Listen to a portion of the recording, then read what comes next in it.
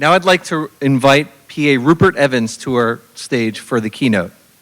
Rupert is a PA with over 2 decades working in the healthcare industry and is a strong advocate for the profession and our program. In his current role, he partners with clinical and administrative staff to operationalize the strategic direction, vision, growth, and performance of PAs, nurse practitioners, within the Westchester Medical Center organization.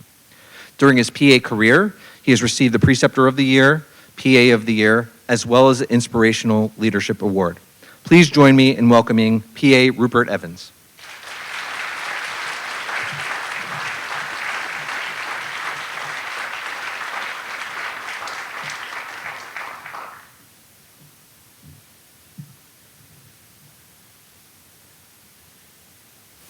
Good morning, everyone. A heartfelt thank you to all of you here today, especially to Professor Midgley, Dean Slater, Dr. Katz, the PA programs, distinguished faculty and staff, in addition to all of the family and friends who are here today supporting, and the reason that we're here, the 2023 PA class.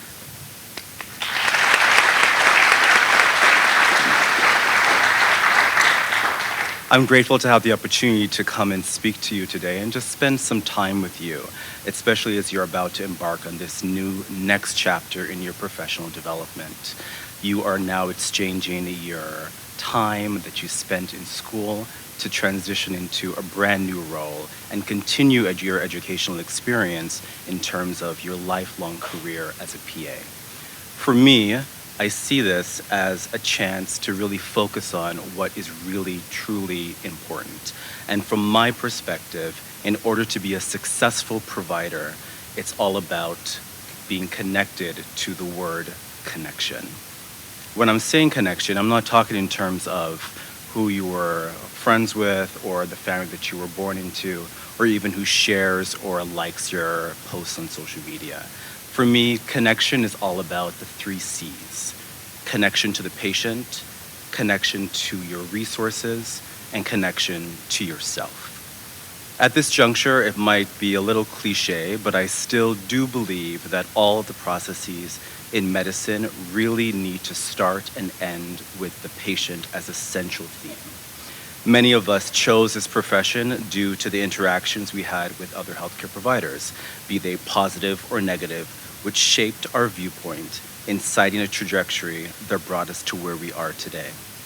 It is through that we are able to move forward and say, what are we able to focus on throughout the health crisis that many times faces us? It could have been a family member, it could be a friend, it could have been an acquaintance, or even ourselves who were faced with that crisis that allowed us to think of things differently and incited us to want change. And with that change, we could say we want to go ahead and always focus on doing what that other healthcare professional did in terms of focusing on the patient and doing the best that we can. Or it could be something completely different in terms of saying what not to do, but at the same time putting ourselves in the position where we can be that change agent for others. For me, it started with hairspray. So when I first started out in undergrad many, many years ago, my dad's brother was a biochemist at Dudley Hair Products. That's a Black-owned hair care line. And for me, during the summers and also the winter break, I would go and work in the factory. So I loved having the extra cash, and I had the opportunity to meet some really amazing, great people.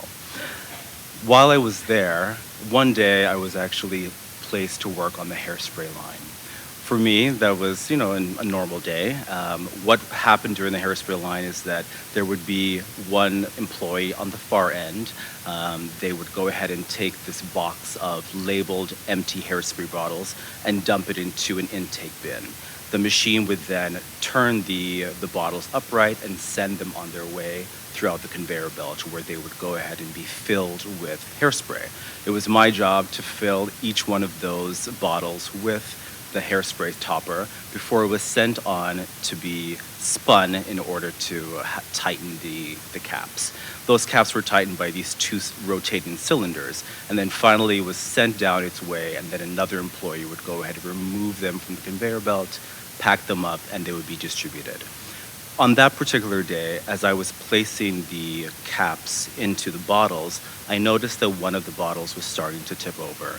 So I reached over with my left hand in order to prevent it from falling. Unfortunately, the machine grabbed my arm and pulled me down the conveyor belt into those rotating cylinders, where I sustained third-degree burns to my left upper extremity. I was in shock, obviously, when that happened. They finally turned the machine off and removed me from it, and I looked down at my arm. When I went to the ER, it was a PA that took care of me. I do not remember his name. I do not remember any distinguishing features or characteristics about him, but what I do remember is how he made me feel. And how he made me feel was supported. I knew that he was efficient, he cared, and was knowledgeable. For me, up until that point, I've never even heard of a PA. I did not know what a PA was, but that interaction was enough for me a few years later to think that I wanted to become a PA myself, secondary to wanting to give of myself to patients and move that forward. That PA will never know the positive effect that he had on me and how he changed my trajectory to bring me to the point where I can be here with you today, having been a board-certified PA for the past 19 years. What we do matters. How we speak to patients, their family members, and loved ones matter. When we think that they are not watching us, they are watching us. To us, what could be a typical day, for that patient, it could be the worst day, worst week, worst month, worst year of their life. Knowledge and clinical acumen go a long way, and it is important for us to always be at the forefront of technology and also the diagnosis and treatment of disease. Yet, these things, coupled with the connection of compassionate patient care, create an environment where each person can be seen and valued, regardless of their prognosis. Your connection to resources is your second C. So look around you. This class, your classmates, this is the beginning of your tribe. You have been through so much after the past few years together, and as you move forward into different fields of medicine, in addition to potentially taking on academic, administrative, and also research opportunities in the future, keep connected, stay in touch. I can tell you after all these years, I'm still in touch with a lot of the PAs that I went to school with. We have been that resource for each other in terms of discussing complex cases, checking out different job opportunities, and also being that networking layer of support. No one truly knows what it's like to be a PA unless you are a PA. Also, look at the friends, family, and loved ones who are supporting you today, either here in person or from a distance. Their connection has helped bring you to the point where you're able to switch out your short coats for a longer one. And as you remove the S from the end of the PA and change it to a C, remember this feeling and be that layer of support to others on their path forward. In addition to resources in terms of people, it is also important to be connected to different organizations that have your best well-being at heart, especially in terms of your profession.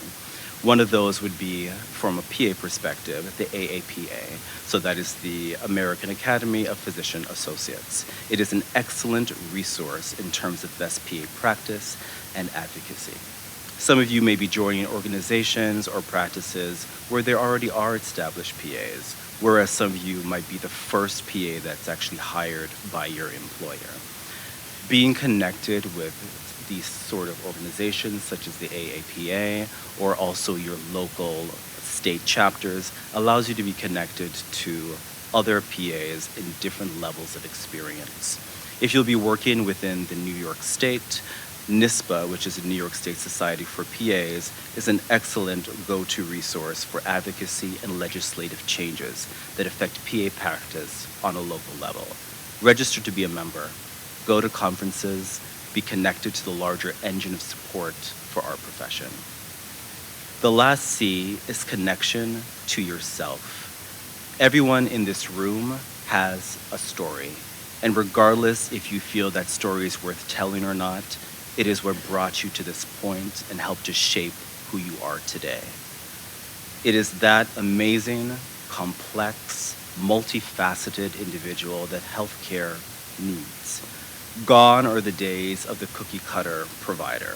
Patients need to see themselves in you, and the only way they're able to see that is if you are truly you. It would be untruthful and naive of me to tell you that you have chosen an easy profession, because it is not, especially taking in consideration everything that has happened the past few years with the pandemic. But at the same time, it is a worthwhile and fulfilling one. And by knowing and staying connected to your why you chose this path, why you chose this profession, you will make it a rewarding one. Tina Lefford, an established thought-provoking playwright and actress, said it best when she stated, "When you know yourself, you are empowered. When you accept yourself, you are invincible." The first step in this process, obviously, is to know yourself. What are the boundaries that you need to create and uphold to have a sustainable career and a successful life? What are your non-negotiables? The things that you need in life in order for you to be your best self. Knowing and staying connected to your core values will help you throughout your career as you look for jobs, interact with colleagues, and also work to create a balanced life. In closing, I would like to share with you a poem I wrote many years ago before PA school that I wrote in order to really be of hope to others and also to myself when we're dealing with the ups and downs of this thing called life. It is entitled, "I Have Faith in You." I have faith in you. I believe in your happiness, your trials, your mistakes, your successes. In your happiness, because through them the world will become one. 7 beautiful colors combining to form a rainbow, lighting the way after every flood of tears. I see you running through fields of plenty, a child spreading fragile yet perfect bubbles, cleansing the grass with its soapy liquid, teasing it to come forth lush and beautiful, carpeting a path for others to follow. In your trials, because through them you will become strong. A butterfly breaking through the confines of its cocoon, relishing in the glory of the sunset at the end of a day of toil, or a salmon in the heat of the day, fighting its way back to its birthplace to die, carrying on through a generation that will replenish the earth, for we must sometimes let parts of ourselves or other people go in order to truly live. In your mistakes, knowing through them you will learn what living really is. One does not learn to live and walk with just one step, but rather through a series of falls, getting up to try again. Many times we couple mistakes with failure, not understanding that it takes the lows in order to measure the highs.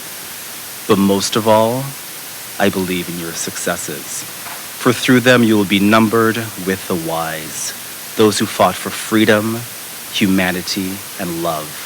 Those who would not let happiness, trials, or mistakes stand in the way of survival. Those who knew that to be different was powerful and to be unique was desirable. Who understood that to accept oneself was to be accepted, but to deny was to die. So as you travel life's winding road, full of potholes, stops, and goes, remember to thyself be true, for I have faith in you. Wishing each and every one of you a prosperous career filled with healing connections to your patients, perseverance during times of challenges, personal successes which allow you to appreciate the process while giving back to those who follow behind, and a connection to your greater purpose. Friends and family, please join me in congratulating the Marist PA class of 2023. You did this.